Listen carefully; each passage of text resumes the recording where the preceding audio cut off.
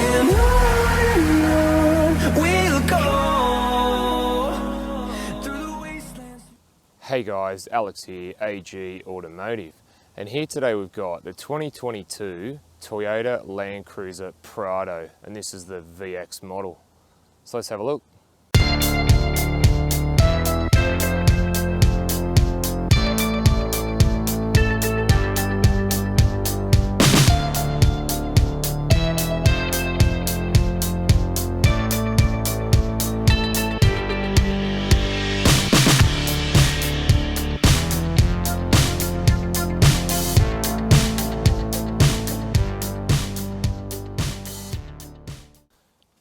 Alright, before we get into the video, just want to do a shout out to Brian Hilton Toyota, who were nice enough to let me have a look at this today, and I'll leave their contact details down below.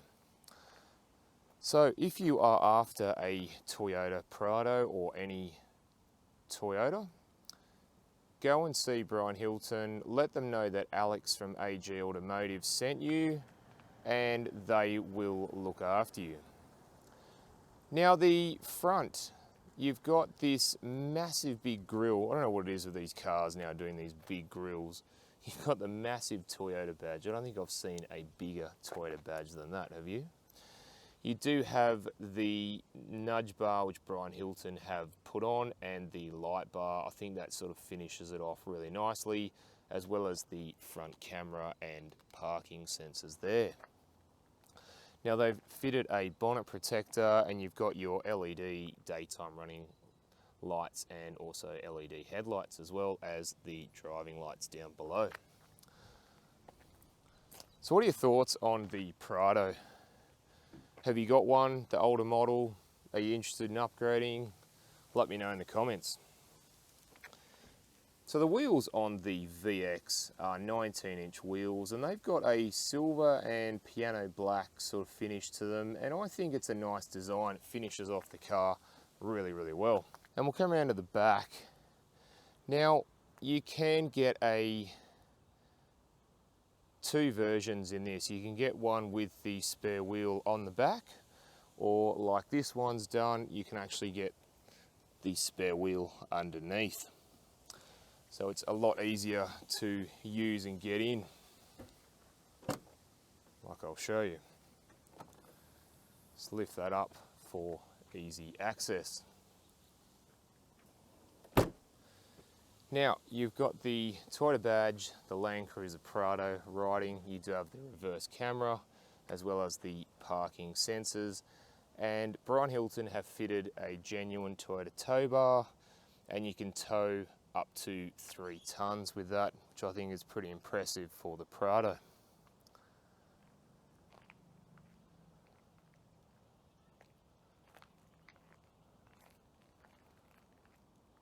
Alright, let's go and have a look inside. Alright, just inside the Prado. Now, first impressions is, it's quite stylish in here. You've got a lot of silver and black trim pieces. You've got soft touch dash, door trims, even the armrest, really nice comfortable seats. You've even got a small little piece of wood grain there, but I would have liked to see a little bit more in the VX model. So to the right of the steering wheel, you do have your engine start stop button. You've got your mirror controls. You've also got auto high beam, your headlight washers, which are great for off-road, and you've also got your illumination and your DPF button there should you need to use it. Now the steering wheel, full leather, and you've got your audio controls on the left and your phone controls, and you've got your menu controls and a couple of safety features on the right, and your cruise control is behind that. You've got your auto headlights and auto wipers. You also got your dash illumination there. So on the dash, you've got your analog speedo and tacho, and you've also got this little menu screen in the middle. And I'll just go through a couple of them. You got your trip computers there, distance till empty. You've got your eco indicator for how well you drive. You've got your digital speedo. That's a really good thing to have now. Every car should have one. You got your DPF, graph, sim, whatever you want to call it there. And you do have your steering angle, which is really good, especially for off-roading. You've also got your compass or navigation. You do have what audio you're listening to at the time. You've got your safety features there. You've got messages, should you have your phone hooked up. And you've got a whole heap of your settings, which are your Toyota Safety Sense. So on the left there, you do have a few buttons there. You have your parking sensor button, your idle up button. You've also got your 360 view cameras, and further down you've got the light bar, which works on the high beam setting. All right, so I'll just go into the 360 cameras and show you that. Now, we'll be honest, it's a little grainy. I would have thought that Toyota would have sorted that out by now, because I've noticed that some of their cars early on were a little bit grainy. Same with the Prado as well. You still can see okay out of it. You do get the front, sides, and the 360 camera there. Again, still a good help. So the media center. Now it's a JBL media center. It's updated. It still is a little bit like the old one to me. I wasn't really a big fan of the old one. So we're in the home screen at the moment. So we'll just go into the menu screen there, and you've got your navigation screen, which is a full screen. Again, easy to use and easy to read. We'll go to the audio, and it'll tell you what you're currently playing, and it does have AM, FM, digital radio, Bluetooth, USB, and Miracast. Now, you do have your phone in there as well. You do have Apple CarPlay and Android Auto. You've got information there as well, and you can set up a variety of different things for the driver. So further down, you do have your air conditioning controls, and they're very straightforward to use. You've even got a analog sort of clock adjustment in the middle there, which I think, yeah, that's a little bit old school, I think, to be honest. I mean, still, look, it's okay, hour, minute, and you would have thought that it would be touchscreen and you have it all by now, but you don't. So further down, we have your dual zone climate control there. Again, very easy to use. You have your clock adjustment in the middle. And then further down, there's this storage compartment here. Now, I don't really know what you're meant to put in it. You probably could fit your phone in there or something that might fit in there. Now, further down from there, you have your four-wheel drive controls. So you've got your second start, you've got your traction control button, your hill descent control, your center diff lock, and your rear diff lock. You've also got your we're in H4. If I push it, turn it to L4, that's for low. So further down, you do have twin cup holders there. And then you've got your gear selector, and if I select reverse, you can see on the screen that it comes up on the screen. Now again, it's not the clearest, but it does an okay job. You can see what's behind you. You do have sport shift as well. Now further back from there, you do get heating and cooling seats, which I think is a really good thing, especially in Australia being so hot at the moment. So we will have those on when we go for a drive. You've got a single USB, a 12-volt plug, and a small little bit of cubby space or some room. And then we come to the armrest. Now, if I open the armrest up, it's actually a fridge, or a cool box, as it's called here. I like that, actually, having a cool box in your car. That's really, really good, especially for long trips. Does make it really, really good. So the glove box. Now you can fit a fair bit of stuff in the glove box. You do also have a card holder in there as well. All right, let's go and have a look in the back. All right, just in the back of the Prado. So first impressions is it's very, very roomy in here.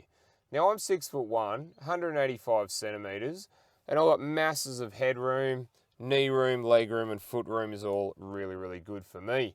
And this seat's set up for my position. And you do have these curved parts in the seat if you are taller again. So you do get 2 ISOFIX spots there and 2 ISOFIX spots behind me. And you get a nice, very comfortable armrest with some nice white stitching. And then you do get twin cup holders in there too. So the rear passengers are treated to air conditioning from the center console here, and they've also got air conditioned seats. Again, something that you don't find in many vehicles in the back. You do also get a 12 volt 120 watt plug, and you do have some map pockets there as well. All right, let's go and have a look in the boot. All right, so just in the boot of the Prado. So Brian Hilton's fitted a rubber boot mat there. And at the moment, as it sits, it has 620 litres of boot room. If I put the rear seats up, you'll see we've only got 120 litres of boot room. Now you also get a 100 watt power supply on the right there, and you also do have some storage in the door itself, and you've got your tools, breakdown tools there. All right, let's go and have a look under the bonnet. Just under the bonnet of the Prado. So here we have a 2.8 litre 4-cylinder turbocharged diesel engine, and it produces 150 kilowatts of power and 500 newton meters of torque. And that's mated to a 6-speed automatic driving all 4 wheels. Now Toyota claims 7.9 litres per 100 kilometres combined fuel usage, which I think is pretty good. All right, let's go for a drive. All right guys, just gonna go for a drive in the Prado. So let's go.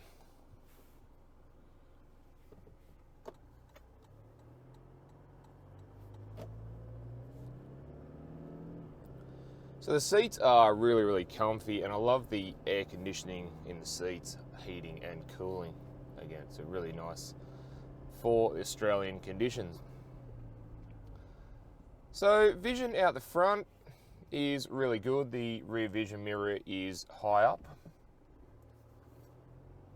Rear vision's actually really good. It's got good depth and good width about it as well, especially if you choose to have the spare tyre underneath the back instead of on the back, which will impair your vision. So vision out the sides, got big windows all the way to the back, and the mirrors are really big and wide and do a great job and give a really good field of view. So just driving around town, it's reasonably quiet, but like I've said this before, in diesel cars, they seem to be a lot more louder. They sort of idle louder, and when you really get on the power, they sort of really make a bit of a noise, as you can sort of hear. Steering is very light. Things like cul-de-sacs are a breeze in the Prado. I will be honest though, it does sort of give you a little bit of false hope though, because it's quite light, you think, oh, I can turn the wheel harder, and you know, obviously, you know, the car does roll a bit because it sits quite high up. So how does the Prado ride over like more bumpier surfaces? Well, I've picked a road which has a few bumpy bits in it, and we're just going to see how it sort of handles it.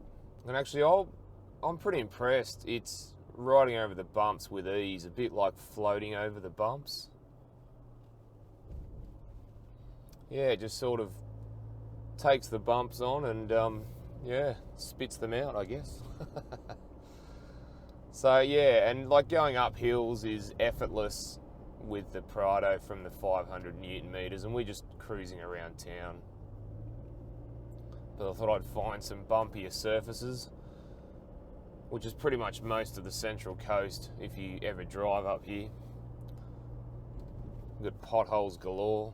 So they've come a long way. My mum, actually, she had a 1997 Landcruiser Prado back in the first gen ones, and that was the 3.4 litre V6, and it performed extremely well. Alright guys, thanks for watching, and don't forget to hit that like and subscribe button if you enjoyed the video, and I look forward to seeing you on the next one. Alright, thanks guys.